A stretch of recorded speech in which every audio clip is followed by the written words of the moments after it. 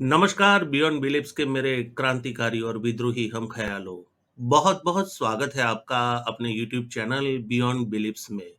मैं ऑस्ट्रेलिया से आपका दोस्त, आपका होस्ट उत्पल याग्निक, जो दिल से चाहता है भारत सोचे समझे, डॉगमा छोड़े और बहुत सारी प्रगति करे। दोस्तों, आज हमारी खुशनसीबी है कि आज हमारे साथ एक ऐसी शख्सियत है जो दलित आंदोलन का बहुत जाना-माना चेहरा है। नाम है उनका भंवर मेघवाल। वो राजस्थान के हैं। पहले आरएसएस के स्वयंसेवक भी रहे। उसके बाद उनका मोहभंग हुआ और वो दलित आंदोलन में एक कार्यकर्ता के रूप में बढ़-चढ़कर हिस्सा लेने लगे।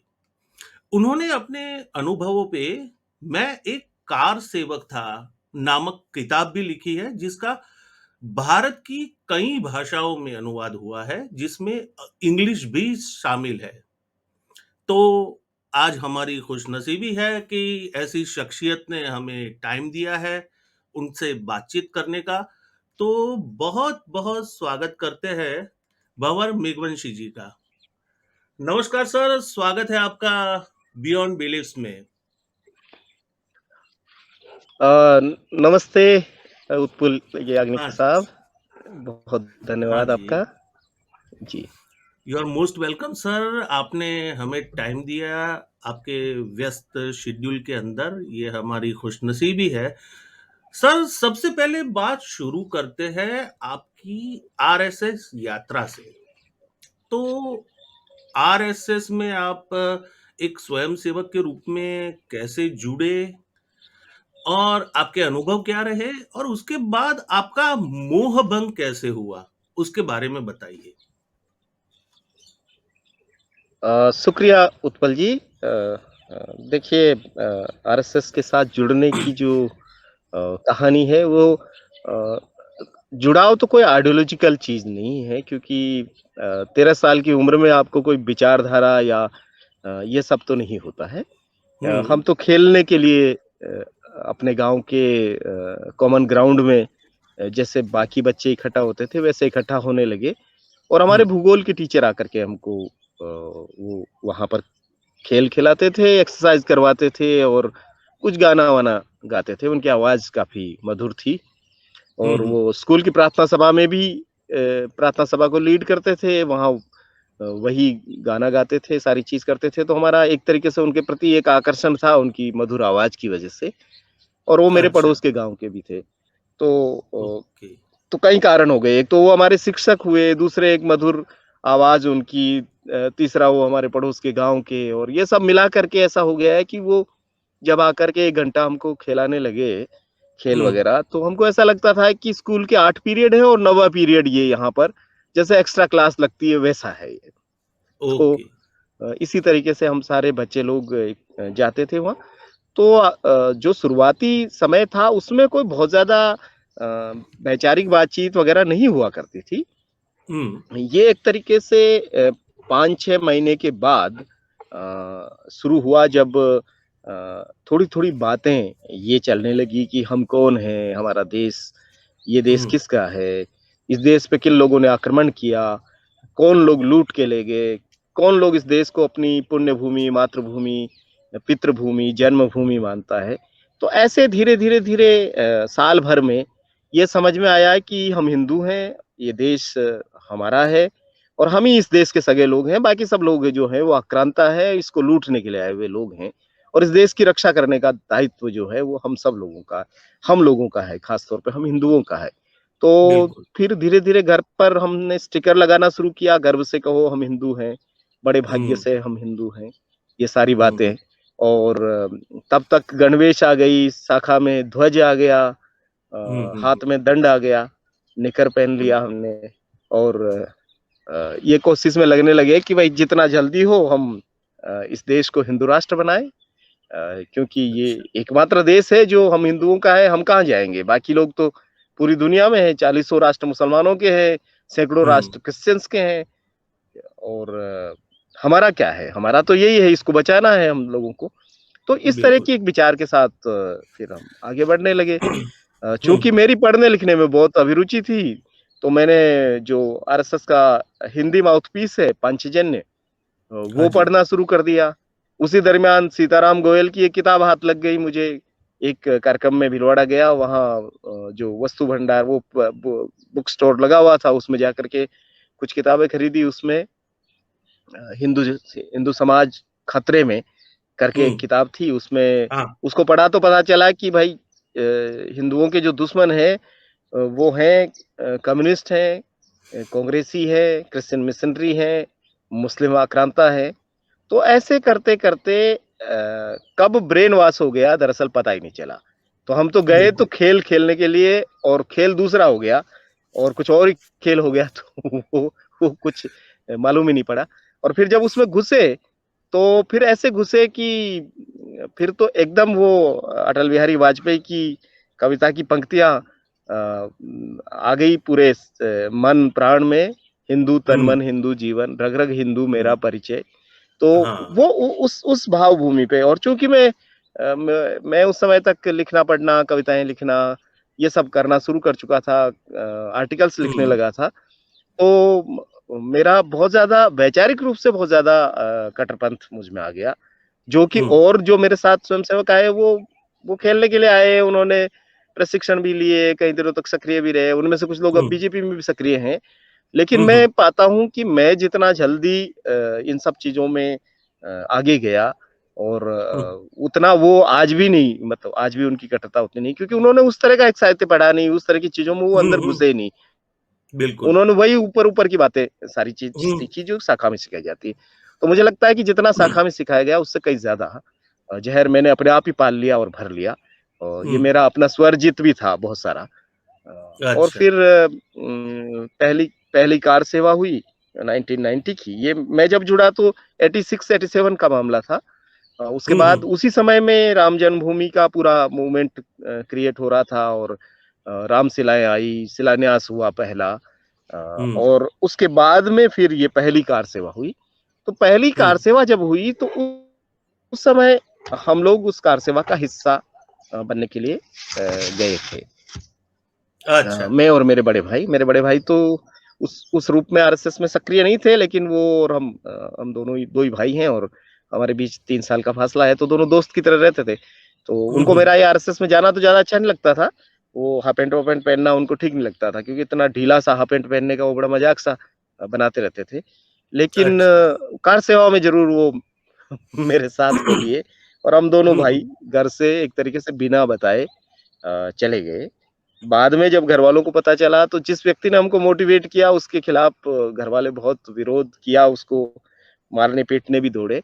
लेकिन तब तक हुँ, हम तो पहुँच गए थे आगे। तो जब हुँ, हम गए तो रास्ते में फिर ये हुआ कि अयोध्या तो नहीं पहुँच पाए, क्योंकि हुँ, मुलायम हुँ, सिंह की सरकार थी उस वक़्त, और हाँ, बहुत सुरक्षा बाबरी ढांचे की उन लोगों ने उस ढंग से की। तो ज़्यादातर हुँ, लोग गिरफ्तार हो गए, और हम लोग भी आगरा क्रॉस किए, और टुंडला एक स्टेशन है वहाँ, मथुरा और आगरा के बीच में। वहाँ अच्छा। पर हम लोगों को भी सुबह-सुबह गिरफ्तार कर लिया गया, हुँ, और हुँ, जब गिरफ्तार हुए तो उसके बाद में मथुरा ले जाया गया। मथुरा में जेल में जगह नहीं थी, बहुत भीड़ थी, तो फिर वहाँ से आगरा ले जाया गया, और हुँ, आगरा में हुँ, एक बहुउद्देशीय स्टेडियम, उसको एक टेम्परेरी जेल जैसा बना रखा था, टेंट लगा रखे थे, और दीवारें इतनी छोटी थी कि आप दौड़ करके उसको कूद सकते हैं। तो ऐसा एक हाँ, जेल था जिसमें हम 10 दिन रहे। लेकिन उसमें रहना इसलिए पड़ा क्योंकि बाहर उस समय कर्फ्यू लगा हुआ था, तो आप अगर बाहर निकल भी जाते तो कहाँ जाते? हाँ, तो हाँ, हाँ। अंदर ही रहे, और अंदर भी कोई जेल जैसा नहीं था। पूरे समय आगरा के बहुत सारे लोग आते थे, कोई फल बाँट रहा है, कोई क्या ले आ रहा है, कोई कुछ और हुँ, ला रहा हुँ, है। वहीं खाना-पीना, शाखा लगाना, सब कुछ वही था। मतलब केवल नाम मात्र के लिए जेल था कि जेल में गए, और हुँ, जब हुँ, घुसे तो एक सील लगाई गई हाथ पर, और जब निकले तो सील लगाई गई। और जब वहाँ से लौटे, ये 1990 की बात थी, मैं तो नहीं पहुँचा वहाँ अयोध्या। हुँ, लेकिन हुँ, जब ये 10 दिन के जेल के बाद निकले तो पता चला कि कार सेवा जो है वो स्थगित कर दी गई है, क्योंकि अभी पुलिस का बहुत ज़बरदस्त बंदोबस्त है, तो हुँ, अगले हुँ, साल फिर होगी। क्योंकि सरयू में बहुत सारे वो उस समय अयोध्या में फायरिंग हुआ और कुछ लोग वहाँ मारे गए थे। ये हुँ, नवंबर 1990 की बात होगी। हाँ। तो वो सारी बातें करते हुए कार सेवा को स्थगित किया गया और हम लोग घर लौट आए। फिर 1991 में मार्च में 12 हुँ, मार्च 1991 की बात है। तब एक और चीज़ चलाई गई थी पूरे देश में, वो मूवमेंट था गद्दी सौंपो नहीं मंदिर सौंपो या गद्दी छोड़ो। गद्दी छोड़ो। ये हाँ। ये सरकार के खिलाफ एक गद्दी हुँ। छोड़ो। तो भीलवाड़ा में भी वो जुलूस निकाला गया और ये जुलूस का समय और दिन की नमाज का समय थोड़ा टकरा रहा था और हमारा जुलूस का जो रूट था वो एक मस्जिद के पास से होके गुजरता था। तो वो ऐसा अ, था कि मस्जिद से जो लोग नमाज पढ़ के बाहर निकलेंगे और हमारा जो रैली जाएगा वो आपस में कहीं क्लेश हो सकता है। हुँ। तो प्रशासन ने ये कहा कि भाई आप लोग गुलमंडी इलाके से होके मत निकलिए, आपका रूट थोड़ा बदलिए। तो हुँ। हम लोग बहुत उत्साहित थे, हमको लगा कि बीजेपी की सरकार है राजस्थान में और हमारा अपना देश है, हमारा अपना जिला है, हमारे अपने शहर में नहीं निकलने देंगे, तो हमारा ये था कि क्या पाकिस्तान में है गुलमंडी, जो आप नहीं बिल्कुल। निकलने देंगे? अगर राइट। भारत में है तो हम निकलेंगे और इसी समय में निकलेंगे। हुँ, तो इस हुँ, हुँ। जद्दोजहद में काफ़ी कुछ चला, पीछे से किसी ने पत्थर फेंके और फिर पुलिस ने लाठीचार्ज किया, लाठीचार्ज से नहीं संभला तो हवाई फायर किया। ओह! हवाई फायर से भी नहीं हुआ तो फिर उन्होंने फायर कर दिया। इस फायरिंग में 2 ऐसे लोग मारे गए जिनका कोई अयोध्या के आंदोलन से मतलब नहीं था। एक हुँ। तो कोई शहर आया हुआ था सामान खरीदने के लिए और वो चपेट में आ गया, उसकी डेथ हो गई।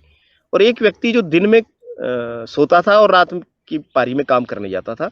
वो दिन में सोया हुआ था, उसे लगा बाहर क्या आवाज़ें आ रही है, वो घर से निकला और गेट से निकलते ही उसको गोली लग गई और मारा अरे! गया। लेकिन अच्छा। संयोग से संयोग से दोनों ही हिंदू थे, तो हुँ। हिंदू संगठनों ने उनको दोनों को ही शहीद घोषित कर दिया और कहा भई ये राम बिल्कुल। जी के काम आ गए। हुँ, तो हुँ, जो हुँ, हुँ। लोग राम जी के काम पहले आए 1990 में नवंबर में, उनकी अस्थियाँ और ये जो मार्च में काम में आए, इनकी अस्थियाँ मिक्स करी और इनका अस्थि कलश यात्रा गाँव-गाँव में घुमाया गया और अच्छा। मेरे गाँव भी ये यात्रा आई हुँ, और इस यात्रा का बहुत अच्छा स्वागत हम लोगों ने किया और इनका खाना वगैरह बनाया हमने। रात को साढ़े 9-10 बजे की बात होगी कि हमने इनको कार्यक्रम के बाद कहा कि खाना खा लीजिए। तब हुँ, मुझे सेवा भारती के जो प्रमुख थे, वो एक तरफ ले हुँ, जाकर हुँ, के कहते हैं कंधे पर हाथ रख कर के कि हुँ, बंधु आप हुँ, तो बहुत राष्ट्रभक्त स्वयंसेवक हैं। आप तो समझते हैं कि हमारा हिंदू समाज कितना विषम है। हुँ, हम तो आपके साथ खाना खाएँगे, खा लेंगे, कभी भी खा लेंगे, आपके यहाँ खाते हैं। आपके साथ एक थाली में बैठ के भी खाना खा लेंगे। लेकिन ये हुँ। जो साधु संत हैं, इनको थोड़ा दिक्कत होगा। तो अच्छा। इसलिए आप ऐसा कीजिए कि पैक करके खाना दे दीजिए। हुँ, हुँ, और ये हुँ, मेरे हुँ। लिए थोड़ा असमंजस की बात थी क्योंकि मेरे पिता जो है वो कभी भी इस विचारधारा के समर्थक नहीं रहे। वो तो कांग्रेस के सक्रिय नेता रहे तो उनको ये कभी पसंद नहीं आया कि मैं आरएसएस में जाऊँ या कार सेवा करूँ या ये सब करूँ। लेकिन मैं भी हुँ, हुँ। विद्रोही स्वयंसेवक था, मुझे लगता था कि ये कांग्रेसी हैं, ये तो देशद्रोही हैं हाँ, और ये तो देशद्रोही हमको बिल्कुल। रोकेंगे ही। राइट। तो ये तो हमको रोकेंगे ही। ये क्या समझते हैं संघ के बारे में? तो जब हुँ, खाना-वाना बनाया गया तो ये बात हुई कि भाई क्यों नहीं खा रहे हैं हुँ, यहाँ पे? पिताजी ने पूछा। तो मैंने अपने से ही बहाना बना दिया कि उनको और एक कार्यक्रम करना है तो अगले गाँव में जाके खा लेंगे। हुँ, हुँ, हुँ। लेकिन उन्होंने खाया नहीं, उस खाने को ले गए और रास्ते में वो फेंक के चले गए। मेरा एक बिल्कुल। क्लास फेलो जो कि कविताएँ भी लिखता था और जो पड़ोसी भी था हमारे हॉस्टल का और स्वयंसेवक भी था, वो हुँ, दूसरे दिन हुँ, आकर के मुझे पुरुषोत्तम क्षत्रिय ने ये बात बताई कि इस तरीके से हुँ, आपके यहाँ से गया हुआ खाना फेंक दिया गया और देर रात वहाँ पर एक ब्राह्मण वैद्य के घर पर खाना हुँ। बनवाया गया और फिर लोगों ने खाना खाया। बिल्कुल। तो मेरे लिए ये बहुत एक तरीके से शॉकिंग था, स्तब्ध कर देने वाला था और हुँ, मेरे मन में ये सवाल उठना शुरू हुआ कि मैं तो अयोध्या जाके कार सेवा करने के लिए तैयार था, जेल रह के हुँ। आया। इनके लिए हो सकता है कि सरयू के किनारे मरने की भी स्थिति होती तो मरने के लिए भी तैयार थे हम हाँ, तो। और ये बिल्कुल। अगर खाना भी खाने के लिए तैयार नहीं है, तो हुँ, फिर इस हिंदू राष्ट्र में मेरी औकात क्या है? मेरी जगह क्या है? और एक राइट। विद्रोह यहाँ से शुरू हुआ और मेरे अपने सवाल थे कि क्यों आपने मेरे साथ ये किया? तो अव्वल तो हुँ। उन्होंने इस बात को माना ही नहीं, कंसिडर ही नहीं किया कि हमने ऐसा किया। लेकिन जब मैंने हाँ, कहा कि ये पुरुषोत्तम जी बता रहे हैं और उनको पता चल गया कि मुझे पूरा पक्का ही मालूम हो गया है, तब उन्होंने कहा नहीं, नहीं ये तो ऐसे फेंका नहीं गया था, हाथ से गिर गया था। पीछे जो लोग लेके अच्छा। बैठे हुए थे, उनके हाथ से गाड़ी को टर्न करते वक़्त में मोड़ पे गिर गया। तो अब देखिए हुँ, गिरे हुँ। हुए खाने को तो कैसे खा सकते हैं। तो हुँ, हुँ। कुल जमा ये था कि ये उनका बिल्कुल कुतर्क था, क्योंकि खाना तो सड़क के किनारे फेंका हुआ था, जबकि गिरता तो वो सड़क के बीच में गिरता या कहीं और गिरता। हुँ, तो कुल मिलाकर के उन्होंने इस बात को एक्सेप्ट ही नहीं किया हुँ। और उल्टा उन्होंने मुझे ही ये कहना शुरू कर दिया कि मैं कैसी छोटी-छोटी बातों पर अपना ध्यान बटाए हुए हूँ, हुँ। मुझे तो राष्ट्र सेवा में लग जाना चाहिए। अच्छा। तो मैंने कहा कि मेरे लिए ये छोटी बात नहीं है, आपके लिए बहुत छोटी बात हो सकती है, मेरे लिए बहुत बड़ी बात है और अब हाँ, इसका सवाल स्वाभिमान का इस सवाल प्रश्न का है, जब तक बिल्कुल। जवाब नहीं मिलता, तो अब जब तक इसका कोई जवाब नहीं मिलता है, तब तक मेरे लिए आपके साथ काम करना संभव नहीं होगा। हुँ। तो ये चला फिर अगले 1 डेढ़ साल तक ये लव हेट रिलेशनशिप चली आरएसएस के साथ। अच्छा। मैंने हर स्तर पर इस बात को उठाया। मैंने हुँ, चिट्ठी भी लिखी तत्कालीन सरसंघ चालक अ, जो थे रज्जू भैया, हुँ। लेकिन उस समय देखिए कोई सुनने वाला है नहीं। वहाँ सुनवाई की कोई ऐसा है ही मैकेनिज़्म ही नहीं। नहीं है जहाँ आपको बिल्कुल। आपके प्रश्न का कोई जवाब दे या कोई हुँ, आपको सुने या नीचे से बात ऊपर जाए क्या क्योंकि वहाँ तो बात ऊपर से नीचे आती है, हुँ, तो हुँ, नीचे हुँ, से बात जाती नहीं है ऊपर। तो वो बात कभी गई नहीं और अंत हुँ। में उस सारी चीज़ का कुछ भी निदान नहीं निकल सका और फाइनली फिर मैंने बहुत आक्रोशित होकर के हुँ। पूरी तरीके से उनसे नाता तोड़ लिया 1993 में और अच्छा। तब से फिर मैंने सवाल उठाना शुरू किया कई प्रकार के और हर बार वो उससे बचते रहे। 2012 में उन्होंने ऑफ़िशियली इस बात को माना कि मेरे साथ ठीक नहीं हुआ, क्योंकि हुँ। वो चाहते थे मुझे बीजेपी में ले जाना। क्योंकि हुँ, वो हुँ, उस हुँ। समय वो सारे बीजेपी को जो दलित लीडर्स थे उन सबको कॉप्ट करने में लगे हुए थे। कई सारे तो उसकी गोद में चले गए थे। तब उनमें से बिल्कुल। कई लोग मेरे से संपर्क किया और उन्होंने माना कि और माना भी बहुत डिप्लोमेटिक। उन्होंने हुँ, कहा हुँ, कि हुँ। अ, जो कुछ आपके साथ हुआ, वो हुँ, संघ का अधिकृत व्यवहार नहीं था। कतिपय लोगों ने आपके साथ जो किया, उसके हुँ। प्रति हमको खेद है। तो अच्छा। ये बिल्कुल इतना शुगर कोटेड। यांत्रिक सा जवाब है। बिल्कुल, बिल्कुल संघीय जवाब, जिसको बोलते हैं ना शुगर कोटेड सही संघीय है जवाब आप था, बिल्कुल। तो तो शायद ये बात 1992 में कही जाती या 91 में कही जाती तो हुँ। उस समय मेरे अंदर इतना जगह थी कि मैं हुँ, हुँ, इस हुँ। बात को इस बुलावे को मान लेता। हुँ, हुँ। 2012 तक जब बहुत आगे बढ़ गए तब तब उन्होंने ये बात कही तो मैंने हाथ जोड़ लिया और मैंने कहा कि देखिए आपके हमारे रास्ते इतने अलग हैं कि अब लौटने का कोई प्रश्न नहीं है और आप कन्वर्ट नहीं कर सकते। आप मेरे पे एनर्जी मत लगाइए और मैं कभी नहीं आऊँगा आपके साथ क्योंकि हुँ, हुँ, मैं हुँ। पूरी तरीके से देख चुका हूँ कि आप हमारे लिए बिल्कुल ठीक लोग नहीं हैं। आपका संगठन, आपकी आइडियोलॉजी, आपका आचरण कुछ भी हुँ। ऐसा नहीं है जिसमें एक सोच विचार वाला व्यक्ति आ सके। वो अच्छा हुआ कि आपने बचपन में मुझे पकड़ा या आप ज़्यादातर लोगों को जब वो बच्चे होते हैं तब पकड़ लेते हैं, जब वो हाँ, सोच विचार नहीं पाते हैं। नहीं तो जो सोच विचार करने वाले लोग हैं, वो तो नहीं जुड़ेंगे आपसे। तो इस बिल्कुल, तरीके से बिल्कुल। उनके साथ संबंध विच्छेद हो गया। अच्छा, अच्छा। हाँ, आरएसएस की ये बहुत अच्छी टेक्निक मैं बोलता हूँ कि शाखा है वो एक्चुअली वहाँ पे वो पकड़ने की फैक्ट्री है, स्वयंसेवकों को और शाखा में बच्चे जाते हैं, खेल-कूद वहाँ पे होता है, इसलिए ही ज़्यादातर आकर्षित होते हैं और जो बौद्धिक होती है वो उनकी ब्रेन वॉशिंग फैक्ट्री है और वहाँ से वो ब्रेन वॉशिंग शुरू करते हैं और आरएसएस का बेसिक जो फंडा है वो अब मैं भी स्वयंसेवक एक टाइम पे रह चुका हूँ, मैंने भी ओटीसी की हुई है। तो जी, उनका जो बेसिक मैं निकालता हूँ वो ये है कि एक तो धर्म और संस्कृति का मिथ्या अभिमान जगाना जिसे बोलते हैं ना कि एक अफीम के तौर पे उपयोग करना और दूसरा है एक डर का माहौल क्रिएट करना लोगों के दिमाग के अंदर कि बस आप हर जगह से खतरे में हो और हम ही आपके उद्धारक हैं। हम ही आपके तारणहार हैं, हमसे बने रहो वरना मारे जाओगे।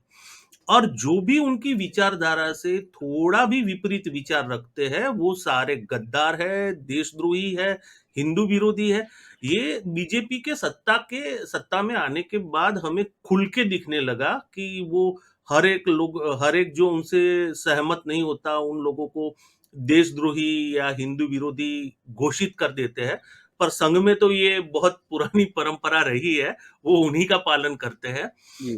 और दूसरी चीज ये भी है कि संघ में जो मंच पर से बात की जाती है, वो बहुत बहुत बड़ी बड़ी बातें होती है। और संघ जो हकीकत में ग्राउंड लेवल लेवल पे जो करता है, उसमें काफी विरोधाभास है। ये लोग सिर्फ प्रवचन शूरवीर है प्रवचन के। और इनकी एक स्टाइल मैंने पकड़ी है, मुझे करेक्ट करना यदि मैं गलत हूं तो।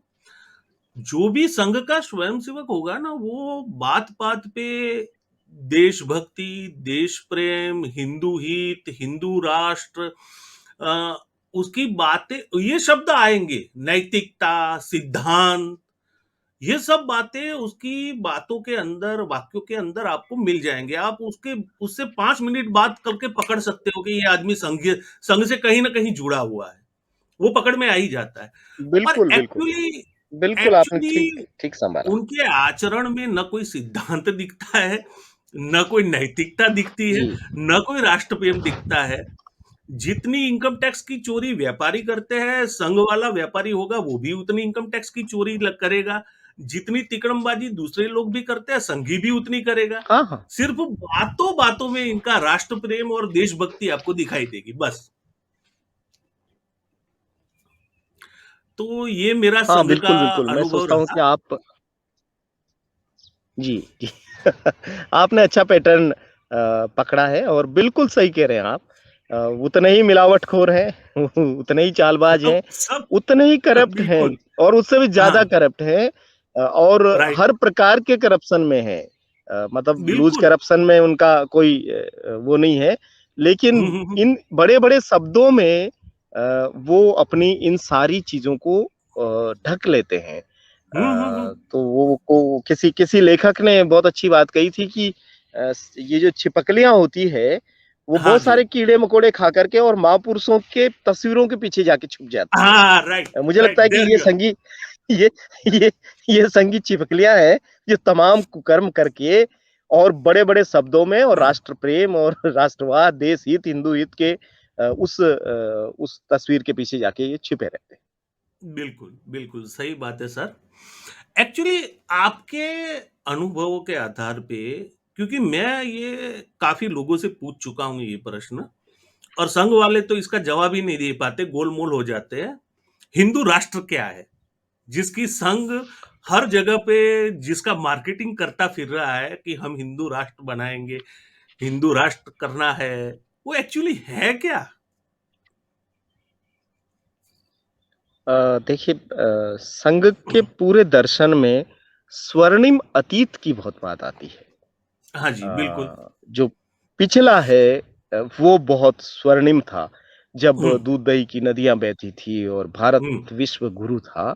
हाँ, हालाँकि वो भारत था भी कि नहीं वो एक प्रश्न है कि वो भारत कब था?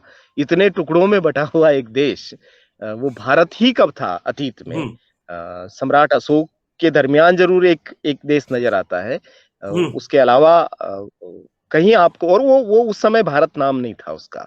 नहीं, और जब वो ब्रिटिश इंडिया एक बना या थोड़ा मुगल काल में एक बना जब वो उसको हिंदुस्तान कहते थे, बाद में ब्रिटिश इंडिया बना।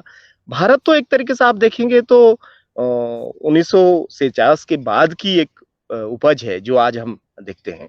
हुँ, लेकिन हुँ, उनका हुँ, सारा स्वर्णिम अतीत है जब बहुत कुछ था, सारा सब कुछ उन्होंने ही निर्माण किया था।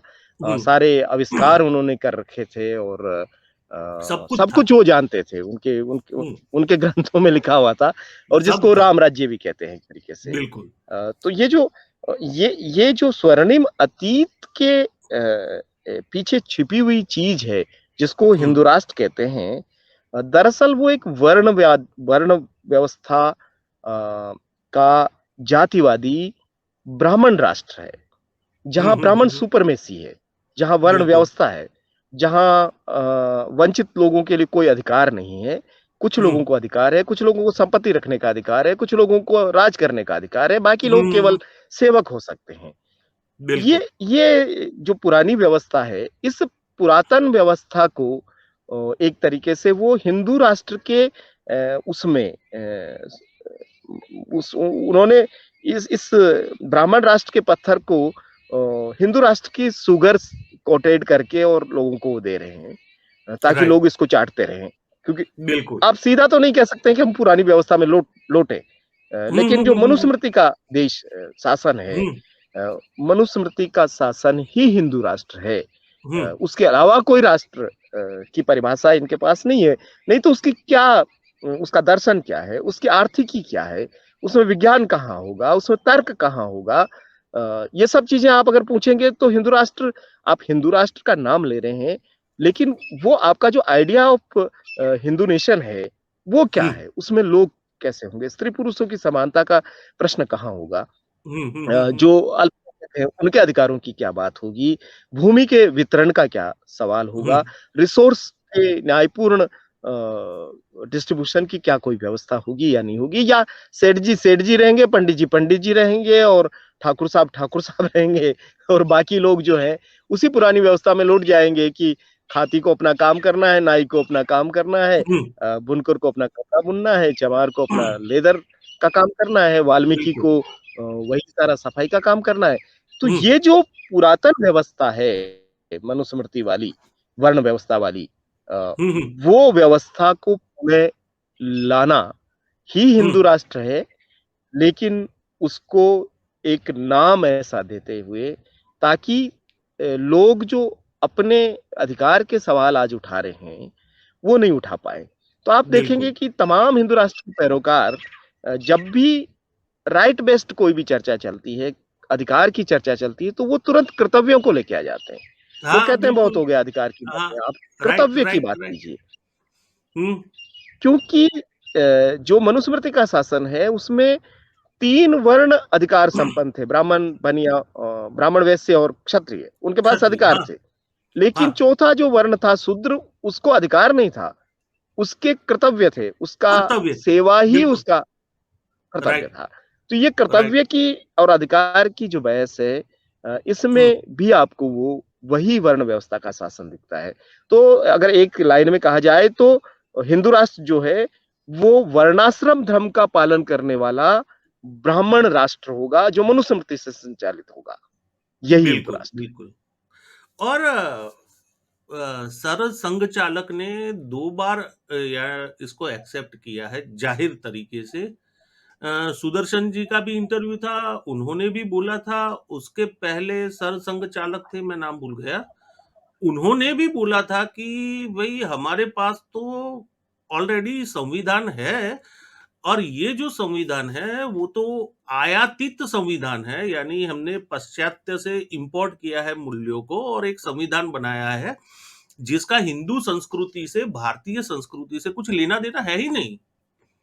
तो उनकी मंशा वहीं झलकती है और दूसरी चीज ये है कि एक तो मनुस्मृति आधारित व्यवस्था और दूसरी चीज कि भाई जो भी हिंदू वो लोग नहीं मानते, यानी कि मुस्लिम और क्रिश्चियन, बाकी सबको तो वो हिंदू मानने के लिए तैयार है कि भाई ये लोग तो हिंदू में आते हैं, जैन, बौद्ध, सिख वगैरह जो है वो तो हिंदू में हम गिनेंगे उनको।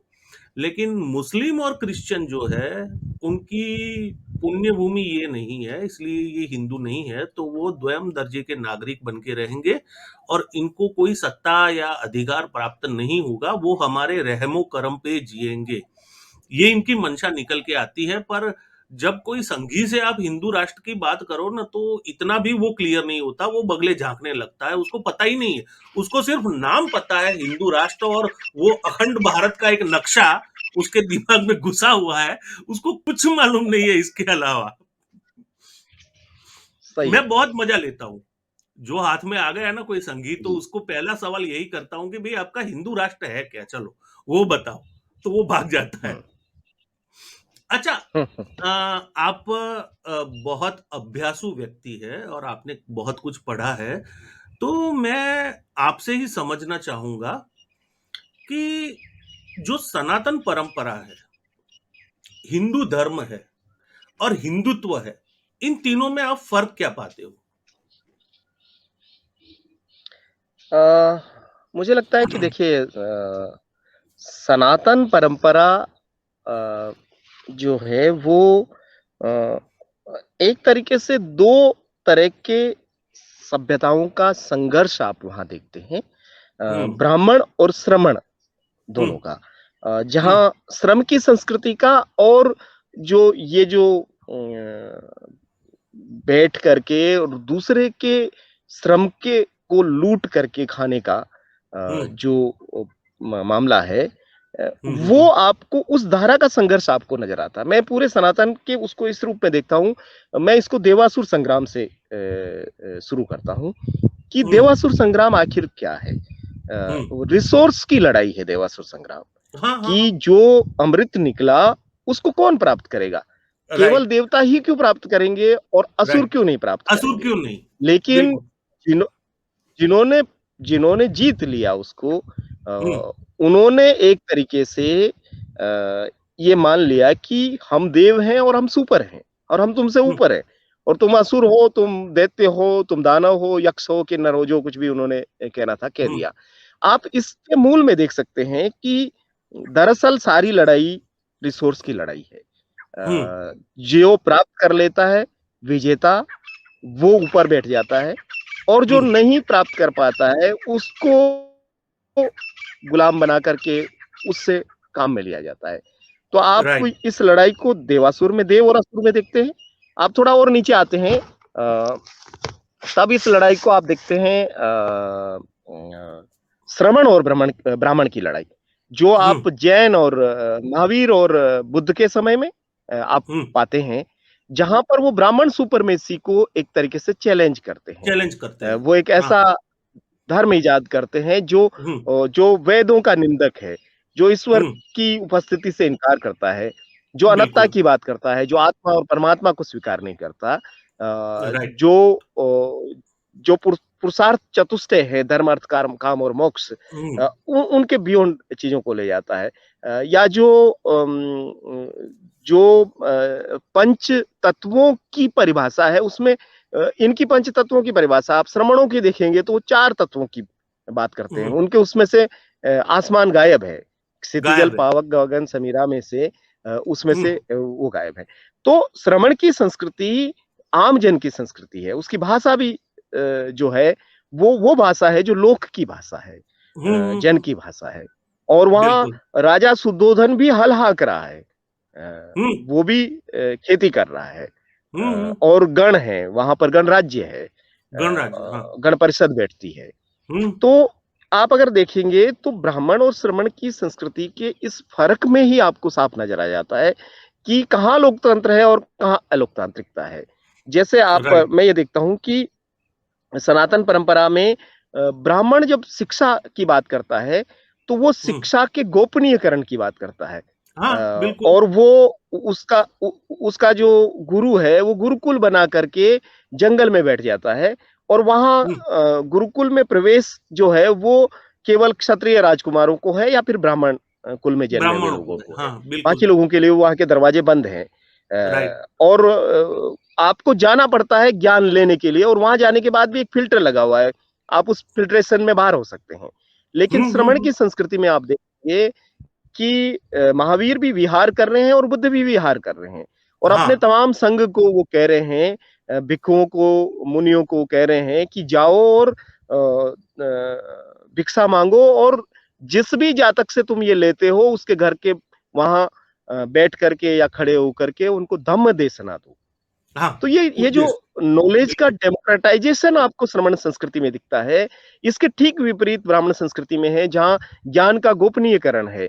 एक एक बिल्कुल। तरीके से सीक्रेट रखते हैं वो और गुरु हुँ, मरता है उसके 5 मिनट पहले अपने शिष्य को कान में कुछ मंत्र फूँक के जाता है हाँ, और कई बार तो वो मर जाता है, कान में फूँक भी नहीं पाता है। तो राइट। ये जो फ़र्क है ब्राह्मण हुँ, और श्रमण की संस्कृति में और फिर इसके बाद आप आएँगे तो भक्ति काल में आप इसको निर्गुण और सगुण में देखते हैं। हुँ, जहाँ निर्गुण, निराकार, अलख, निरंजन की बात हो रही है। हाँ, राइट। जहाँ कबीर ये कह रहे हैं कि तेरा मेरा मनुआ कैसे एक होई रे, हम्म। तू कहता कागद की लेखी, मैं मैं कहता कहता आखन की आंखन थी। की देखी। बरोबर। ये जो कागद की लेखी और आंखन हम्म। की देखी का फर्क है, अ, राइट। ये फर्क है सनातन में ब्राह्मण और श्रमण का। जहां पर राइट। कागज की लेखी वो है जो शास्त्र में लिखा हुआ है, तुमने कुछ उसमें कुछ पाया क्या है, तुम्हारी अपनी खोज क्या है, तुम्हारा अपना नवाचार क्या है, लिखा हुआ है, तुम उसको पढ़ रहे हो क्योंकि पढ़ना आता है और तुमको पढ़ने का अधिकार है। लेकिन हम्म। कबीर चैलेंज करते हैं, तू कहता कागज की लेखी, मैं कहता आंखन की देखी। ये हम्म। जो आंखन की देखी है, ये जो अनुभूति का सत्य है, ये जो खुद से प्राप्त किया उसने, हम्म। मुझे लगता है कि वो आपको सगुण और निर्गुण धारा में दिखाई देता है। और वो दिखाई ये दे। नीचे आता है, फिर आप उसको पेरियार में, आपको फूले में, हम्म। कबीर, रविदास, अंबेडकर, उन सब में आप देखते हैं। तो मैं सनातन की इस पूरी धारा को इस रूप में देखता हूं। लेकिन जो हिंदू है, हम्म। देखिए हिंदू तो पराया सा शब्द है। वो हम्म। कोई हमारा, न तो हिंदी वो हमारा तो शब्द है, कॉइन किया न गया है। हिंदू हमारा शब्द है। हाँ, वो वो तो कॉइन किया गया है आपके लिए शब्द है। पर्शियन और वहाँ हाँ। वहाँ जो फारसी और अरबिक, जो उधर से लोग आए, उन्होंने कहा कि ये जो सिंधु के उधर, अब उसको बिल्कुल। सावरकर जी ने घुमा फिरा करके इंदु से जोड़ लिया कि चंद्रमा से हमारा लेना देना है, हम हम्म। चंद्रमा जितने शीतल धवल लोग हैं। वो तो बिल्कुल एक तुकबंदी जैसा है। हम्म। बाकी आप 13वीं शताब्दी से पहले हिंदू शब्द भी नहीं देखते हैं। नहीं। उससे पहले आपको कहाँ हिंदू शब्द नजर आता है क्या? नहीं। लेकिन उसके बाद हिंदू शब्द है, और वो पराया एक तरीके से आप पर थोपा हुआ शब्द है। और बिल्कुल। हिंदू शब्द फिर हिंदुइज्म में बदलता है, एक तरीके से 1890 के आसपास पहली बार उसका इस्तेमाल होता है। और उसको हम्म। परिभाषित करने का काम सावरकर 1923 में करते हैं, जब वो हिंदुइज्म किताब लिखते हैं। और वो उसमें साफ राइट। तौर पे कहते हैं कि हिंदुइज्म और हिंदुत्व हम्म। तीन अलग अलग चीजें हैं। हाँ, और उनका वो ये खुद मानना है कि डिफाइन हिंदू करते तो हैं। धर्म हाँ। है, हिंदुत्व खुद डिफाइन करते हैं। और जो हिंदुइज्म है, वो एक तरीके का कायर जैसा शब्द है, उसमें श्रेण अभिव्यक्ति है, उसमें हम्म। कायरता है, नारीवाद जैसा झलकता है। तो इसलिए उनको पुरुषार्थ वाला शब्द चाहिए था, एक हिंसक शब्द चाहिए था, तो उन्होंने हिंदुत्व शब्द पर जोर दिया। बिल्कुल। तो देखिए सनातन में, हिंदू में और हिंदुत्व में हम फर्क करें या नहीं करें, लेकिन ये फर्क तो सहस्राब्दियों से मौजूद है, और ये हम्म। संघर्ष जारी है। मैं देवासुर बिल्कुल। संग्राम आज भी होते हुए देख रहा हूं। आज अगर कोई जल जंगल जमीन के लिए बचाने के लिए लड़ाई लड़ रहा है आदिवासी, और उसको नक्सल ठहराया जा रहा है, तो हम्म। इसमें, और जो अमृत के लिए क्षीर सागर में जो समुद्र मंथन में लड़ रहे थे, और जिनको अमृत नहीं मिल पाया और उनको असुर कहा गया, उनमें और आज में, या राक्षस कहा गया, उनमें और आज के नक्सल में क्या फर्क आपको नजर आएगा? वो भी कुछ नहीं। रिसोर्स की लड़ाई लड़ रहे थे, हाँ। आज भी रिसोर्स की लड़ाई लड़ रहे थे। बिल्कुल। भक्ति काल में जो सगुण की बात कर रहे थे, वो भी अगर रविदास ये कह रहे थे कि ऐसा चाहूं राज में जहां हम्म। मिले सबन को अन्न, हम्म। और एक बेगमपुरा की कल्पना की उन्होंने जहां रहे सभी प्रसन्न। ये हम्म। जो बेगमपुरा, जहां कोई गम ना हो, वो हम्म। वाली पर वो जो बात वो कर रहे थे। या कबीर जहां ये कह रहे हैं कि कबीरा, बासी हम उस देश के जहां जाति बरन कुल नहीं, तो वो हाँ। जाति बरन कुल, उसकी सुपरमेसी के खिलाफ बात कर रहे थे। तो मुझे लगता है कि उत्पल जी, लड़ाई जो है वो हम्म। उस समुद्र मंथन से जो जारी हुई, लड़ाई शुरू हुई, वो लड़ाई आज तक चल रही है। और बिल्कुल। यही सनातन सत्य है। और यही, राइट। इसी को बुद्ध के शब्दों में कहें तो एस धम्मो सनातनो, तो यही हाँ, यही सनातन यही सब। है। जी। हाँ, बिल्कुल, बिल्कुल। क्योंकि मैं भी यही देखता हूँ, जब मैंने थोड़ा बहुत जो अभ्यास किया है उस पर से, कि एक्चुअली जो सनातन परंपरा है वो तो सर्वनिवेशी परंपरा है, यानी सारे मतों, सिद्धांतों, यहाँ तक कि नास्तिकता को भी स्वीकारने वाली परंपरा है। चारवाक को भी यहाँ पे ऋषि कह दिया गया है। और खंडन मंडन, ये भी पुरानी एक परंपरा रही हमारे देश में, कि शास्त्रार्थ होता था, विभिन्न मत वाले बैठ के उसमें से जो वैसे तो बाल की खाल ही निकालते थे एक्चुअली, पर ये एक परंपरा थी कि वहां पे विभिन्न मत वाले इकट्ठा होके अपनी बात रखते थे और उन्हें सुना जाता था, स्वीकारा जाता था। पर अब जो ये हिंदुत्ववादी जो परंपरा ये लोग लाना चाहते हैं, उसमें तो भिन्न मत का स्वीकार ही नहीं है। और यहाँ तक कि आप क्या पढ़ेंगे, कैसे सोचेंगे, वो भी वो लोग तय करेंगे। यानी मेरे साथ भी ये हो चुका कि संघ का स्वयंसेवक रहते हुए जब मैंने ओशो को, जॉर्ज बर्नार्ड शो को, रसेल को पढ़ना शुरू किया, तो संघ के मेरे क्षेत्र के 3 अधिकारी मेरे घर पे आ गए और तकरीबन 1.5 घंटे मेरे से माथापच्ची की कि ये सब पढ़ना बंद कर, ये तो तुम्हें भ्रष्ट कर देंगे, ओशो तो धर्म भ्रष्ट करवाता है लोगों का, ये पाश्चात्य विचारक तो पता नहीं तेरे दिमाग को कैसे ब्रेन वॉश कर देंगे। पर इन्हीं लोगों ने मेरा अच्छा ब्रेन वॉश किया, मैं संघ में से निकल गया। तो ये जी। लोग तो बिल्कुल भड़कते हैं, उनके विरोधी विचार की बात आ जाए तो उनपे तो बिल्कुल जैसे गर्म पानी डाल दिया हो किसी ने, उतना भड़कते हैं। अच्छा सर, अब हम जरा आपके आंदोलन के हिस्से पर आते हैं, दलित आंदोलन के। हमारे यहाँ ये कहा जाता है जाति जो कभी जाति नहीं। तो आपको क्या लगता है कि कास्ट एलाइनेशन का जो बाबा साहब आंबेडकर का सपना था, और बहुत अद्भुत सपना है और ये होना चाहिए, पर क्या लगता है आपको भारत में ये साकार हो पाएगा? मुझे लगता है कि जाति के संपूर्ण विनाश का जो स्वप्न डॉक्टर हम्म। अंबेडकर लेते हैं, हम्म। और मुझे लगता है मैं कई बार लोगों को ये भी कहता हूँ कि डॉक्टर अंबेडकर का एनिहिलेशन ऑफ कास्ट किताब जो है वो एक तरीके से हमारे यहाँ सामाजिक न्याय का वैसा ही ग्रंथ है जैसे कम्युनिस्ट मैनिफेस्टो है, और बिल्कुल। उसको उस रूप में आप देख सकते हैं, राइट। और लोगों को जरूर पढ़ना चाहिए। हम्म। गांधी जो कि बाबा साहब से बहुत चीजों में सहमत नहीं थे, उन्होंने भी उस किताब को पढ़ने के बाद अपने अखबार में ये लिखा कि भारत के हर हिंदू को डॉक्टर अंबेडकर की इस किताब को पढ़ लेना चाहिए। बिल्कुल। और तो सर एक मिनट, डॉक्टर एक मिनट, अंबेडकर का स्वप्न तो अद्भुत है। जी। मैं आपको कट कर रहा हूँ, सॉरी। ये जो कुछ लोग हैं ना, वो लोग गांधी जी और आंबेडकर जी को ऐसे चित्रित करने की कोशिश करते हैं जैसे वो एक दूसरे के दुश्मन थे या गला काटने को तैयार थे। उनको उन दो नेताओं की ऊंचाइयों का पता ही नहीं है कि एक दूसरे से असहमत होते हुए भी आंबेडकर जी भी गांधी जी का आदर करते थे, भले उनको महात्मा स्वीकारते नहीं होंगे, पर as a person, as a politician उनका बहुत आदर करते थे। और गांधी जी भी आंबेडकर जी का as a person, as a politician, as a well learned person बहुत ही आदर करते थे। हाँ जी, कंटिन्यू कीजिए प्लीज। हाँ, हाँ, बिल्कुल आपने जो बात कही मैं बिल्कुल उससे सहमति रखता हूँ, और ये जो गांधी वर्सेस अंबेडकर है, हम्म। जो जो लोगों का जो चलाते हैं, मुझे लगता है कि वो दोनों ही महान व्यक्तियों की ऊंचाइयों से भी परिचित नहीं है और उनकी हाँ, अंतरंगता से भी परिचित नहीं बिल्कुल है। बिल्कुल सर। और उन्होंने उन्होंने वो सच्चे लोकतांत्रिक व्यक्ति हैं थे जिन्होंने ये दिखाया कि असहमत होते हुए भी आप एक साथ काम कर सकते हैं और एक दूसरे का आदर हम्म। कर सकते हैं। असहमति राइट। का असहमति का मतलब दुश्मनी नहीं होता है। आज जो ये हो गया है, बहुत आज कम अगर लोगों आप को समझ असहमति में व्यक्त आता है। करते हैं तो वो तो उसको लोग ये मानते हैं कि हमसे कोई भी असहमत है मतलब हमारा निंदक है, और बस वो हमारा दुश्मन हो गया है। तो हम्म। ऐसा नहीं है, कई मौके हैं जहाँ गांधी और अंबेडकर साथ-साथ चलते हुए दिखाई देते हैं। और अद्भुत हम्म। चीज़ है, मुझे लगता है कि गांधी अंबेडकर पर किसी दिन हम अलग से चर्चा करेंगे, और मुझे तो बिल्कुल सर, दोनों बिल्कुल में बहुत पक्का। रुचि है और मैं दोनों मुझे का भी सर, बहुत रिस्पेक्ट मुझे करता भी, हूँ। हम दोनों की रुचि एक ही और है। उनके अब उनके बुनियादी उनके मौलिक बुनियादी अ, असहमतियों और मतभेदों के बावजूद दोनों का आदर किया जाना चाहिए। वो हमारे बिल्कुल सर। देश के लिए भी और दुनिया के लिए भी बहुत अच्छी चीज़ होगी।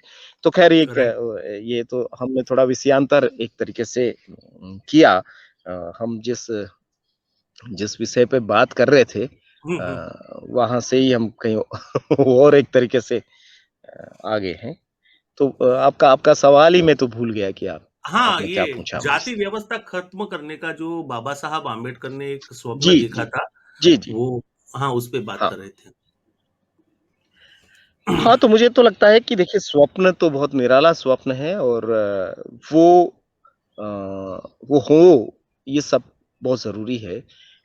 लेकिन जाति की जो मौजूदगी है और जाति की जो जड़ें हैं भारत में, वो बहुत गहरी है। आप अगर हुँ, देखेंगे तो मुझे लगता है कि ये कबीले जो थे हुँ, ये कबीले पहले गोत्रों के रूप में संगठित हो चुके थे और उसके हाँ, बाद में फिर इन्होंने जाति के रूप में अपने आप को संगठित किया और फिर वो वर्णों में उनको समाहित किया गया होगा। हुँ, तो लोग आमतौर पे सोचते हैं कि पहले वर्ण आए होंगे, फिर उसमें से जातियाँ निकली होगी। लेकिन हुँ, मुझे तो कई बार लगता है कि वर्ण तो फिर भी ढीला-ढाला सा हो गया, लेकिन हुँ, जाति तो बहुत मजबूत है। तो जो हाँ, पहले चीज़ थी, वो बाद में वाली चीज़ से कैसे वो हो गई?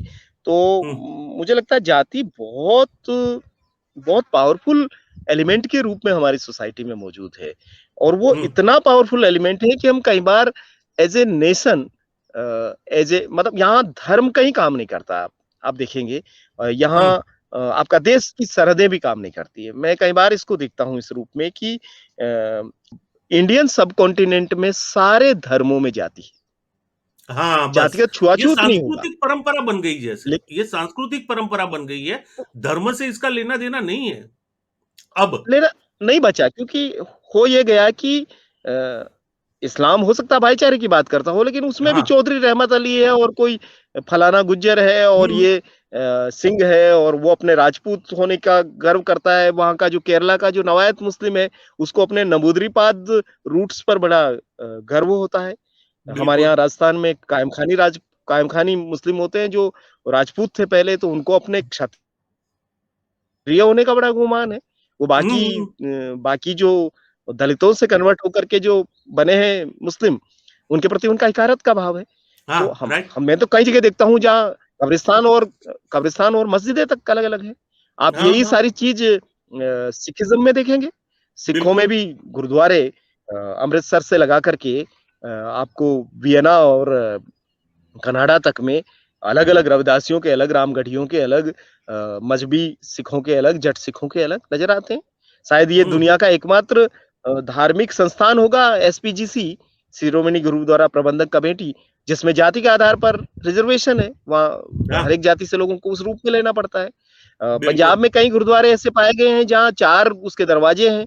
इस दरवाजे से मज़हबी आएगा, इस दरवाजे से रामदासी आएगा, इस दरवाजे हुँ, से हुँ, रविदासी आएगा। वाह! तो बिल्कुल और सही यही पकड़े हैं। यही आप यही चीज़ देखेंगे क्रिश्चियन में भी। वहाँ हुँ, दलित क्रिश्चियन लिबरेशन मूवमेंट चल रहा है। वहाँ के हुँ, ट्राइबल क्रिश्चियन अपना सवाल उठा रहे थे कुछ साल पहले तक कि उनका एक भी बिशप नहीं बन पाया आज दिन तक। हुँ, तो और पहले तो ऐसा भी था कि दिल्ली जैसी जगह में चर्च में सुबह अपर कास्ट हिंदू से कन्वर्ट क्रिश्चियंस की प्रार्थना सभा होती थी और शाम को लोअर कास्ट हिंदू से कन्वर्ट की होती थी। हुँ, हुँ, हुँ, हुँ, हुँ, दक्षिण में ऐसी भी चर्चों का मैं पढ़ा हूँ जहाँ पर जो रेवरेंड और फादर होते थे वो दलित बिलीवर्स को पीठ दिखा करके अपना प्रवचन देते थे तो आप हुँ, सोचिए कि अ, हिंदुओं में सिखों में क्रिश्चियंस में इस्लाम में जैनों में बौद्धों में आप जिधर जाइए उधर भारतीय उपमहाद्वीप में तो जाति आपको नजर आती है मैं बिल्कुल। तो भूटान में भी ये देखा, नेपाल में भी देखा, हाँ, हर आपको जगह पे है। ये बांग्लादेश में दिखता है, आपको सब जगह दिखता है, श्रीलंका में दिखता श्रीलंका है। में है, बांग्लादेश जाति में के है, ने बिना हाँ, आपको जाति के बिना वो जी नहीं सकते हैं। ऐसा मतलब राइट। जाति इतनी अनिवार्य हो गई है हुँ, और हुँ, हुँ, हुँ, देश की सरहदों पर आप पुलिस लगा दो, फौज लगा दो, बीएसएफ खड़ा कर दो, इंडो तिब्बतियन आर्मी खड़ी कर दो, लेकिन ये जो जाति है, ये सरहदों के पार भी है। मैं पिछले चुनाव में देख बिल्कुल। रहा था जब पाकिस्तान के चुनाव हुए, चुनाव के ठीक बाद में मुझे एक बंदे ने एक पोस्टर भेजा गुर्जर हुँ, कम्युनिटी के बंदे ने और उसने हुँ, कहा हमारी समुदाय के 30 सांसद पाकिस्तान में बने हैं। तो मुझे बड़ा हुँ, आश्चर्य हुआ, मैंने कहा इतना गुर्जर रहते हैं क्या उधर? मैंने कहा मैंने तो सुना नहीं कि कभी पाकिस्तान में इतने गुर्जर रहते हैं। तो उन्होंने नाम भेजे मुझे, तो मैंने कहा यार ये सारे नाम तो मुसलमानों के हैं, तुम्हारे हुँ। गुर्जर कहाँ हैं इसमें? तो उन्होंने कहा मुस्लिम हुए तो क्या हुए, गुर्जर तो हैं। तो अब आप ये देख लीजिए कि चाहे वो पाकिस्तानी हुए, मुस्लिम हुए, उससे कोई फ़र्क नहीं पड़ता है, वो हमारी जाति का है। तो हाँ, बस। जाति इतनी अ, मजबूत रूप में मौजूद है और चूंकि डॉक्टर अंबेडकर ने एनिहिलेशन ऑफ कास्ट की बात की, लेकिन अंबेडकरवादियों ने स्ट्रेंथन ऑफ कास्ट का काम किया। उन्होंने वाह! सोचा कि रणनीतिक रूप से हम अपनी जाति को मजबूत करेंगे तो शायद बाकी जातियां कमजोर हो जाएगी, लेकिन ये कैसे संभव है? जाति हुँ। चीज ही ऐसी है, जो आपके पेड़ों की बेड़ियां थी, उसने आप उसको आपने गले में लटका करके कहा कि ये आभूषण है हमारा, तो वो फर्क नहीं पड़ जाता है, आप उसको गले में लगाएं, चाहे पाँव में लगाएं, चाहे कमर में बांधे, लेकिन बेड़ियां बिल्कुल। बेड़ियां होती है। डॉक्टर अम्बेडकर ने उन बेड़ियों को तोड़ने की बात की। हमारे आंदोलन की विफलता है या नासमझी है कि रणनीतिक रूप से उन्होंने कहा कि हम इसको मजबूत करेंगे तो बाकी जातियां कमजोर हो जाएगी। हुँ, मुझे हुँ। लगता है वो हुआ नहीं। आज आज जातीय अस्मिता का जो संघर्ष था, जो पहचान की राजनीति में, वो उपजातीय अस्मिता के संघर्ष में बदल गया है। हुँ, अब वेरी गुड। ब्राह्मण और दलित की लड़ाई और नीचे खिसक गई है। अब दलित में ही वणकर और हुँ। रोहित लड़ रहा है। अब हाँ, दलित में हाँ, ही हाँ। चमार और धोबी लड़ रहा है, माला और मादिगा लड़ रहा है, परया और हुँ, हुँ, हुँ। अरुंधतियार लड़ रहा है, कहीं महार और मातंग लड़ रहा है। पूरे देश में उपजातीय अस्मिताओं के संघर्ष इतने बढ़ चुके हैं। अगर इन सब का कोई निदान है तो वो डॉक्टर अंबेडकर की उस थियरी में है, एनिहिलेशन ऑफ कास्ट में, और हुँ, उसका बहुत फायदा होगा। डॉक्टर अंबेडकर ने कहा कि हिंदू धर्म इसलिए मिशनरी धर्म नहीं बन पाया क्योंकि उसमें जाति थी। क्योंकि हुँ। आप कन्वर्ट तो करना चाहते थे लोगों को, आप अपनी संख्या तो बढ़ाना चाहते थे, लेकिन आपका समस्या ये था कि जिसको आप कन्वर्ट करेंगे अपने यहाँ इस कौन से खांचे में रखेंगे। रखेंगे अभी घर कहाँ? हाँ, वापसी के साथ बिल्कुल। भी वही दिक्कत हो रहा है कि हुँ, भाई आप उसको घर रहे वापसी तो रखें कराओगे कहाँ? लोगों की, लेकिन जब उसको वापस कौन सी जगह ले जाओगे? उनके लिए हुँ, ब्राह्मणों से ऊपर कोई जगह बनाओगे या फिर वो अपनी ही जिस जगह से वो आए उस जगह पे वो जाएंगे? तो इस जाति ने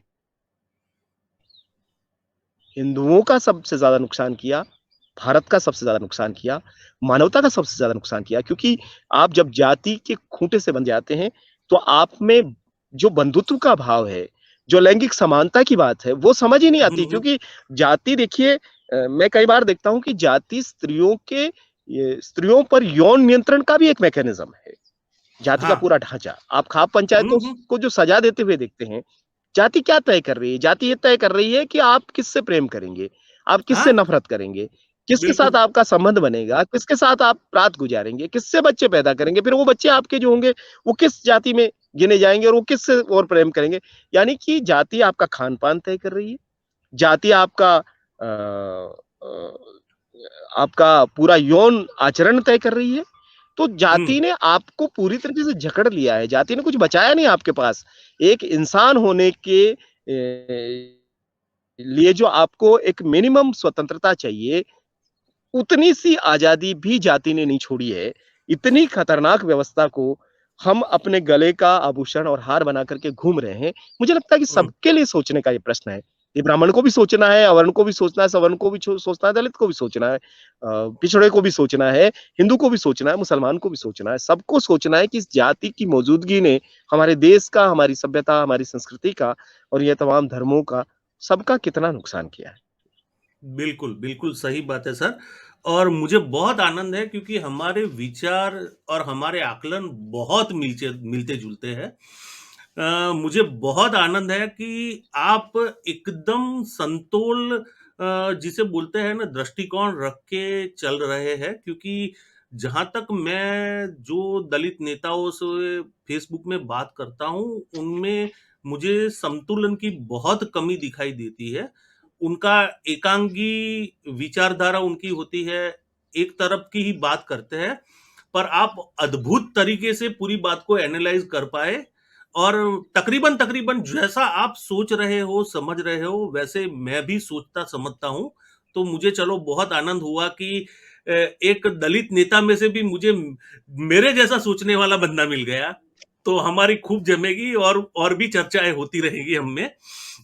अब दलितों में जी। मैंने ये देखा है कि जो आरक्षण का फ़ायदा प्राप्त करके थोड़े आर्थिक रूप से सद्धर हो गए हैं, उनमें मैंने ये पाया है, मेरा खुद का आकलन है कि वो लोग पहले तो अपनी सरनेम चेंज करके सवर्ण सरनेम रख लेंगे, ज़्यादातर ये होता है।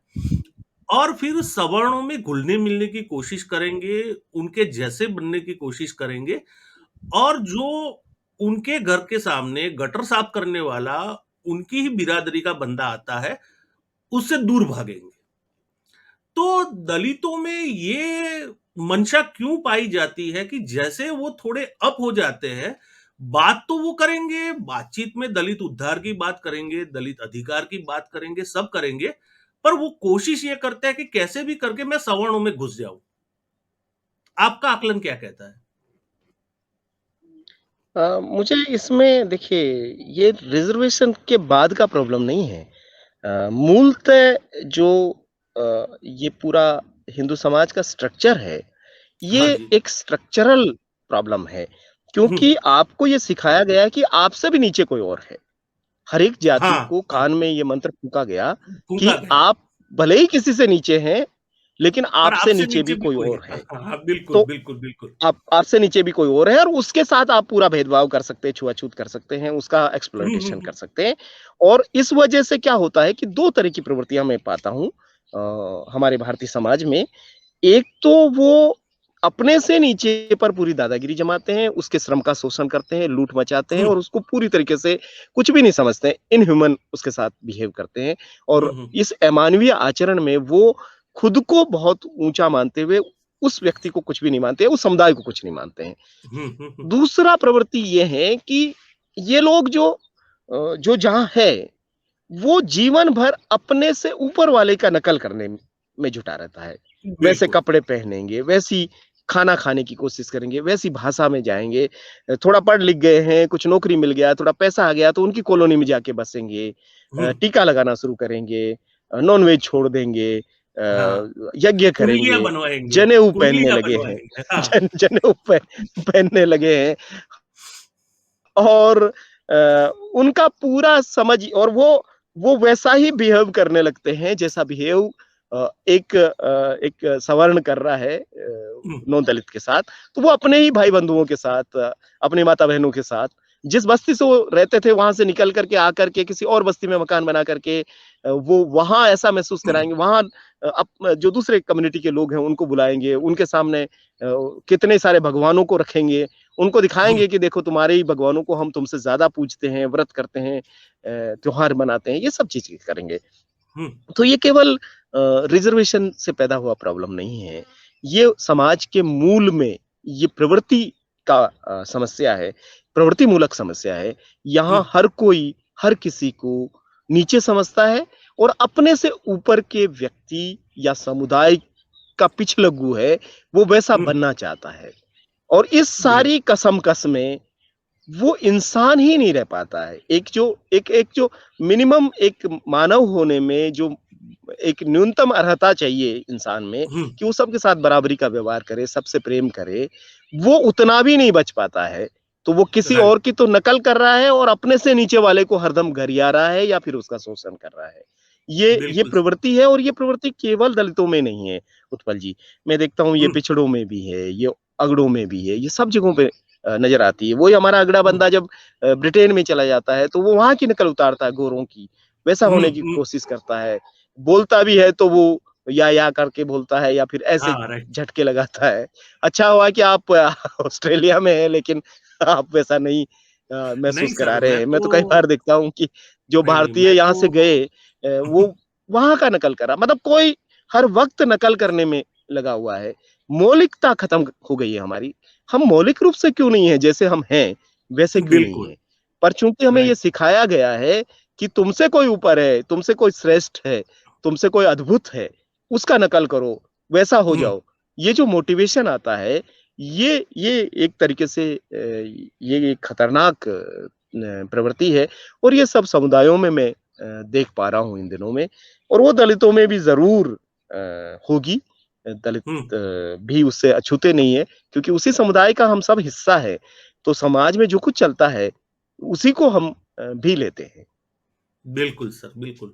बहुत ही अच्छा जवाब दिया आपने। ये एक्चुअली हमारे जो परिवेश है, वो परिवेश में आदमी की जो मेंटालिटी डेवलप होती है, बचपन से ही जो वो अपने एनवायरनमेंट से, अपने वातावरण से और अपने बड़े बूढ़ों से जो सीखता है, वही कैरी फॉरवर्ड होता है और वही सारे लोग यही कर रहे हैं। ये बिल्कुल आपने सही बात की। अच्छा, ये जो एक नई थियरी निकल के आई है मूल निवासी और विदेशियों की, जिसमें ये ज़ोर-शोर से प्रचार किया जाता है कि भई ये 5-7% जो ब्राह्मण लोग हैं, वो विदेशी हैं, वो विदेश से आए और इन्होंने आके यहाँ पे सब तहस-नहस कर दिया और ये वर्ण व्यवस्था भी ब्राह्मणों ने लागू कर दी और ये जो धर्म है वो भी ब्राह्मण लेके आए वेदों वाला और हम पे थोप दिया। तो आप इस थियरी से कितने सहमत हैं? क्योंकि आज ये थियरी काफ़ी लोग बहुत ज़ोर-शोर से प्रचारित कर रहे हैं और लोग उनको आँख मूंद के स्वीकार भी कर रहे हैं। हाँ, मैं पढ़ते रहता हूँ, मैं सुनता हूँ और मैं आनंद लेते रहता हूँ ऐसी तमाम थियरी का जो आती रहती है। देखिए डॉक्टर अंबेडकर जिनको मैं एक आदर्श के रूप में लेता हूँ और जिससे मैंने एक विचारधारा सीखी और समझ बनाई। डॉक्टर हुँ, अंबेडकर अपने अ, किताब में हू और सुधराज में और जाति की उत्पत्ति और स्रोत और इन सब में और कई हुँ, और जगहों पर भी साफ तौर पे लिखते हैं, वो आर्य और अनार्य के इस सिद्धांत को बिल्कुल खारिज करते हैं। हुँ, वो इसको नहीं मानते डॉक्टर अंबेडकर। नहीं मानते। अब ये अलहदा बात है कि अम्बेडकरवादी तो मानते हैं, अम्बेडकर हाँ। भले ही नहीं मानते हों। आज तो वो दिखता है और मूल निवासी की थियरी में अ, ए एक एक भारतीय नागरिक होने के नाते और चूँकि मैं अम्बेडकर को रिस्पेक्ट करता हूँ, उनके बनाए हुए संविधान को बहुत रिस्पेक्ट करता हूँ और मैं ये हुँ, मानता हूँ कि उसमें जो उन्होंने कहा कि सब तरह की जो विषमताएँ हैं, वो समाप्त की जाती है। जाति, वंश निवास स्थान, धर्म हुँ, या किसी भी रूप में जो हमको ऊपर-नीचे ले जाती है चीज़ें, उन सबको खत्म करते हैं और हमने वो खत्म करके 26 जनवरी 1950 को एक नया देश बनाया, जहाँ बिल इन सब चीज़ों के लिए कोई जगह नहीं है।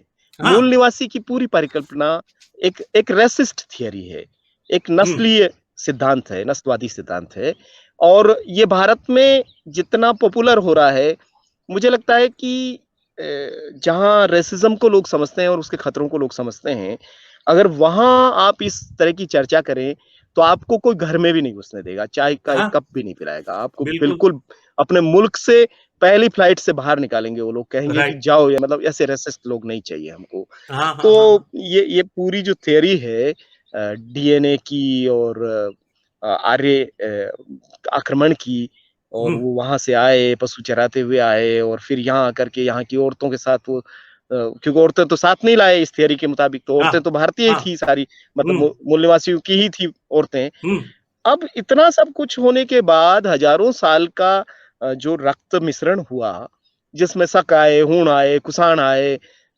मुगल आए, तुर्क आए, सूरी आए, कि पता नहीं कौन-कौन आया यहाँ पर, हाँ, कितना कुछ एक दूसरे के साथ मिल गया।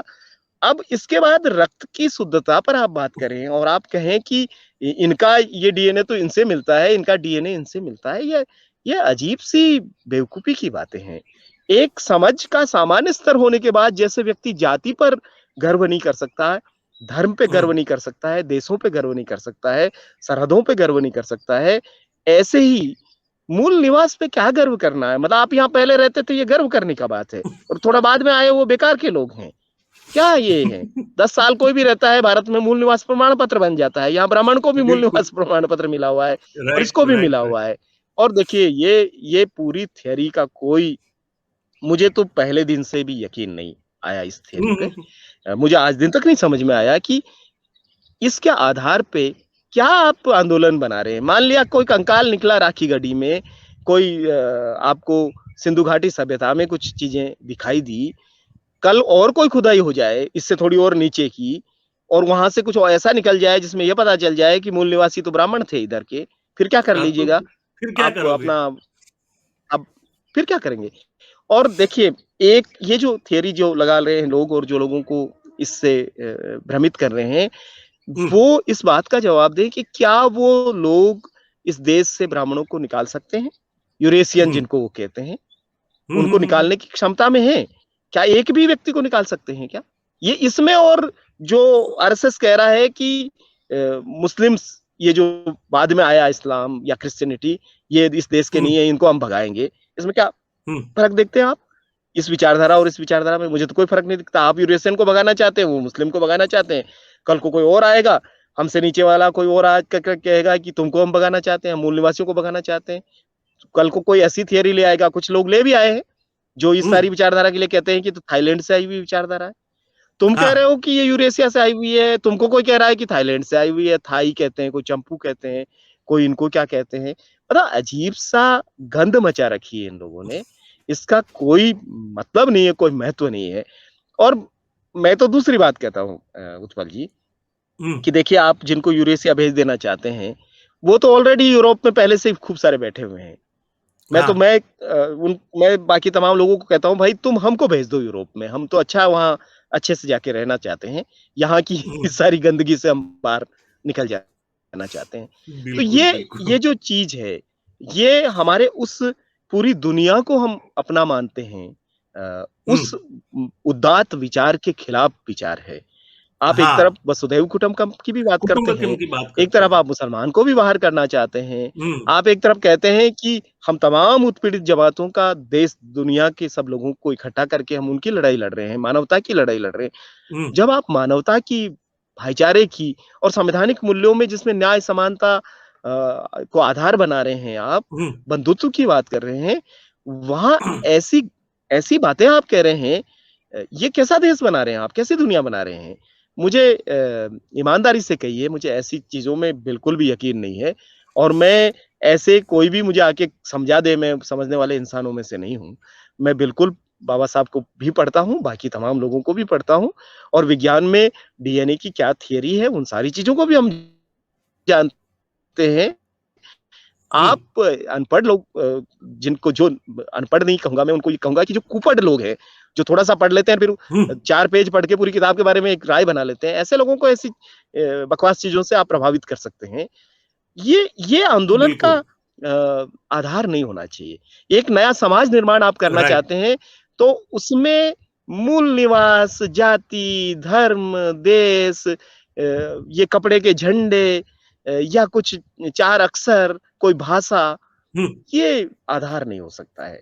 एक वाह। बेहतर दुनिया बनाने का आधार तो ऐसा होगा, जहाँ रिसोर्स समान रूप से लोगों को बाँटे जाएँगे, जहाँ पर न्याय हो, समानता हो, आज़ादी हो और बंधुत्व हो। उसके बिना कोई भी चीज़ बनाई जा रही है, मैं उसको डॉक्टर अम्बेडकर और बुद्ध के पूरे विचार के खिलाफ मानता हूँ। और मैं तो मानता हूँ कि ये मूलतः अम्बेडकर, बुद्ध, रविदास, कबीर, फुले, इन तमाम, या आप उसको चारवाक से शुरू करिए, लोकायत हम्म। आजीविक से होते हुए आइए, महावीर हम्म। और बुद्ध तक होते हो करके, और यहाँ तक आ जाइए डॉक्टर अम्बेडकर तक। उन सब महान व्यक्तियों के विचारों का की हत्या है इस तरह के विचार जो हैं। मेरा इनमें कोई यकीन नहीं है, ईमानदारी से कोई यकीन नहीं है, और मैं बिल्कुल डिसोन करता हूँ ऐसी चीज़ों को। वाह सर वाह, बहुत अच्छे। मुझे वाकई बहुत खुशी है कि मुझे एक बिल्कुल वास्तविक और संतुलित विचार रखने वाला एक दलित नेता मिला है। वाकई बहुत खुश हूं मैं आपसे बात करके, क्योंकि आज तक मुझे दलित नेताओं में आप जैसे संतुलित विचार रखने वाले व्यक्ति ढूंढने से भी नहीं मिले। और अचानक से कोइंसिडेंट था, मुझे भी पता नहीं था कि आपके विचार इतने संतुलित और वास्तविक है। मुझे बहुत खुशी है। अच्छा, आपने जो कट्टरता की बात की ना, उसी पे मैं ले जाता हूँ कि फेसबुक पे मेरे 2-3 दलित नेताओं से, और उनका बहुत नाम है फेसबुक में, ऐसे नेताओं से चर्चा होती रहती है। पहला तो प्रॉब्लम ये होता है कि वो आपसे बात करने से पहले आपकी सरनेम चेक करेंगे। फिर आप उतने ही लिबरल बात करो, वो आपको तोड़ मरोड़ के ब्राह्मणवादी साबित करेंगे, क्योंकि आपकी सरनेम ब्राह्मण की है। फिर दूसरी चीज ये होती है कि वो भी, जो ये आपने बोला ना कि जो हिंदुत्ववादी जितने कट्टर होते हैं या इस्लामिस्ट जितने कट्टर होते हैं, वो भी दलित में इतने ही कट्टर दलितवादी है। और दो लोगों से मेरी बातचीत हुई, उन्होंने तो, आपने बोला था ना कि आप करोगे क्या इन लोगों से इतनी नफरत करके, उन लोगों ने तो ये बोला कि आप लोगों को तो चुन चुन के खत्म कर देना चाहिए, इतनी कट्टरता इनमें है। तो मेरा आगे का प्रश्न ये है कि मैं तो ये मानता हूं कि नफरत और कट्टरता से कोई भी समस्या का कभी हल नहीं हो सकता, क्योंकि नफरत और कट्टरता अपने आप में एक समस्या है। तो इससे आप कोई समस्या को हल नहीं कर सकते। पर ये जो आपने बताया कि वर्गों के बीच में और जातियों के बीच में और पेटा जातियों के बीच में जो ये कट्टरता पनप रही है, क्या आपको लगता है कि हम गृह युद्ध की तरफ अग्रसर है? क्योंकि मेरा ये आकलन है कि देर सवेर भारत में एक गृह युद्ध होने जा रहा है। और मैं काफी बार ये ऐलान कर चुका हूं कि भाई बात नोट कर लीजिए, इस देश में एक बार जबरदस्त गृह युद्ध होगा। उस तरफ हम हर रोज थोड़े थोड़े आगे बढ़ रहे हैं। तो आपका क्या कहना है? मुझे लगता है कि ये हम हर रोज एक युद्ध में हैं। छोटी-छोटी लड़ाइयाँ हम हर दिन लड़ते हैं, जाति के आधार पे, धर्म के आधार पे, कई-कई आधार बना लेते हैं और हाँ। जिस किस्म की कट्टरता परोसी जा रही है, जैसा ब्रेन वॉश हो रहा है, तो देखिए किसी ऐसे गृह युद्ध की कल्पना मैं नहीं करता, क्योंकि आप अगर इस देश में देखेंगे, नॉर्थ ईस्ट में देखेंगे, तो एक अंतहीन युद्ध वहाँ पर लोग झेल रहे हैं। झेल आप रहे हैं। अगर कश्मीर में देखेंगे, तो हम्म। वहाँ के लोग झेल रहे हैं। आप अगर बिल्कुल। पूरे ट्राइबल बेल्ट में देखेंगे, नक्सल के नाम पर जो कुछ चल रहा है, वहाँ लोग झेल रहे हैं। राइट। जहाँ ये वो जगह है जहाँ सशस्त्र संघर्ष आपको नज़र आते हैं। हम्म। लेकिन इनके अलावा जो देश है, वहाँ भी हम्म। तमाम तरह के संघर्ष हैं। कोई मंदिर में चढ़ने का संघर्ष कर रहा है, कोई घोड़ी पर बैठने का संघर्ष कर रहा है, कोई ठीक से बिल्कुल। पानी पी ले वो संघर्ष राइट। कर रहा है। राइट। कोई रोजी-रोटी के लिए संघर्ष कर रहा है, कोई दवाई के लिए, पढ़ाई के लिए। हर हम्म। व्यक्ति युद्धरत व्यक्ति है। तो उत्पल जी, अपने-अपने युद्ध है और वो हमको रोज लड़ने पड़ते हैं। और हम्म। यही लड़ाइयाँ चलती रहती है। ये कालांतर में भी चली हैं, आज भी चल रही हैं, भविष्य में भी चलेंगी। हम्म। अगर हम नहीं समझ पाए ये नफ़रत, ये हिंसा और ये कट्टरता अगर हमने बरकरार रखी, तो ये देश की बात नहीं है। ये तमाम दुनिया एक अजीब किस्म के गृह युद्ध में फँसेंगी, और वो हम्म। नहीं फँसनी चाहिए। मेरा ये आकलन है कि एक सुंदर देश है, मैं अपने देश से प्यार करता हूँ, और तमाम जातिगत छुआ-छूत, भेदभाव, उत्पीड़न, अभाव सहते हुए भी मुझे अपने देश से प्यार है। और देश से प्यार है इसका मतलब ये नहीं है कि किसी से नफ़रत है, या हाँ। दुनिया से प्यार नहीं है। मुझे पड़ोसी बिल्कुल। मुल्कों से भी प्यार है। मैं चाहता हूँ कि मेरा देश जितना आगे बढ़े, उतना ही पाकिस्तान भी आगे बढ़े, उतना ही अफ़गानिस्तान भी बढ़े, बांग्लादेश भी बढ़े, चाइना भी बढ़े, तिब्बत भी बढ़े, नेपाल भी बढ़े, भूटान भी बढ़े, श्रीलंका भी बढ़े। हमें क्या दिक्कत है? हम सबको बढ़ते हुए देखना चाहते हैं। सबको एक एक एक ऐसा न्यायपूर्ण शांति वाला समाज चाहते हैं, जहाँ हिंसा नहीं हो। क्योंकि हम्म। कट्टरता, नफ़रत और हिंसा अंततः दूसरे का कितना नुकसान पहुँचाती है मुझे नहीं मालूम, लेकिन सबसे ज़्यादा खुद का नुकसान पहुँचाती है। आप कई सारे देशों में देख रहे हैं, सीरिया से लगा कर के अफ़गानिस्तान तक, वो किसको नुकसान पहुँचा रहे हैं वहाँ? सर्वाधिक अपने ही धर्म के, अपने ही लोगों को नुकसान पहुँचा रहे हैं। बिल्कुल। यही आप देखते हैं बाकी और जगहों पर भी। तो मैं तो अपने बाबा साहब के जो लोग हैं, उनको भी कहता हूँ कि देखो भई, कट्टर अम्बेडकरवादी मत बनो, प्रखर अम्बेडकरवादी बनो। हाँ। कट्टर बनने का कोई फ़ायदा नहीं होता है। आप बाबा साहब को पढ़ो, अच्छे तरीके से समझो, और उन्होंने जो रास्ता दिखाया, उन्होंने जो बुद्ध का रास्ता दिखाया, अगर कोई बुद्ध के रास्ते पे है उत्पल याग्निक जी, उसमें नफ़रत कैसे हो सकती है? जिसने कहा कि बैर से बैर खत्म नहीं हो सकता है। बिल्कुल। जिसने कहा कि नफ़रत से नफ़रत खत्म ही नहीं हो सकती है। बुद्ध के रास्ते पे जो व्यक्ति है, उसमें करुणा नहीं है, उसमें दया नहीं है, उसमें गरिमापूर्ण बातचीत करने का तरीका नहीं है। हम्म। वो व्यक्ति मुझे नहीं लगता बुद्ध के रास्ते पर है, या बाबा साहब के रास्ते पर हैं।